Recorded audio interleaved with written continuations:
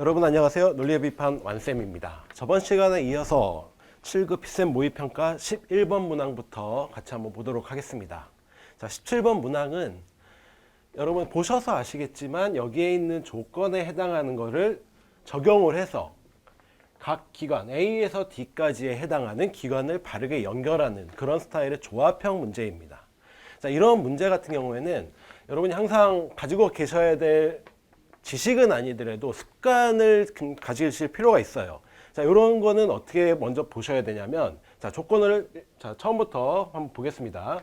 자, 첫 번째 거는 우주청, 그 다음에 혁신청, 이 두 가지를 비교해서 어떤 게 보다 크다, 작다를 얘기했고, 자, 두 번째 조건을 가시면, 문화청이 가장 크다. 그러니까 여러 가지 4개 항목, 4개 기관 중에서 단 하나의 항목만 제시를 했어요. 단독 항목에 어떻게 되고 있다. 요거를 얘기를 하죠. 다음 세 번째, 과학청이 혁신청보다 많다. 얘도 비교예요. 네 번째, 자, 과학청이 우주청보다 높다. 자, 얘도 비교입니다. 자, 보시면 아시겠지만 첫 번째, 세 번째, 네 번째는 모두 다 항목 간의 비교를 원하는 그러한 조건의 내용이고요.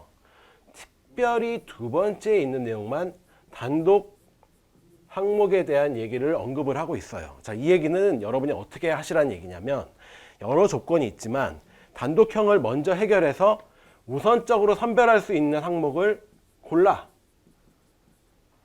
이거를 고른 다음에 선별을 한 거를 기준으로 나머지 거를 비교를 해봐. 이렇게 생각을 해주시면 됩니다. 그런데 이 문제 같은 경우에는 문화청이 나와 있는데 나머지 거 중에서 문화청이 나와 있는 게 있나요, 없나요? 자, 보니까 문화청은 다 없습니다. 자, 이 얘기는 뭐냐면 어떠한 기관을 골라내고 나머지의 A, 예를 들어 A, B, D는 확정적으로 하나의 항목을 선별할 수 없기 때문에 나머지 조건을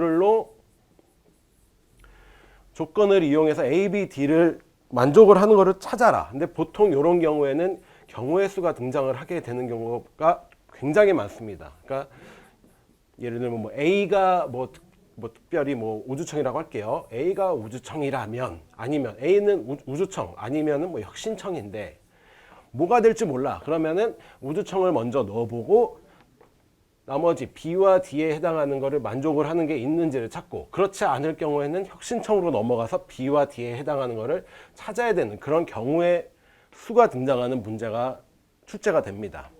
여러분이 아무튼 가장 중요한 거는 어떻게 생각을 하시면 되느냐. 일단 조건에서 단독형, 즉 단독 선지로 등장을 했던 비교가 아니라 단독으로 어떤 것을 파악이 가능한 거를 우선적으로 찾고, 이게 첫 번째 단계고요.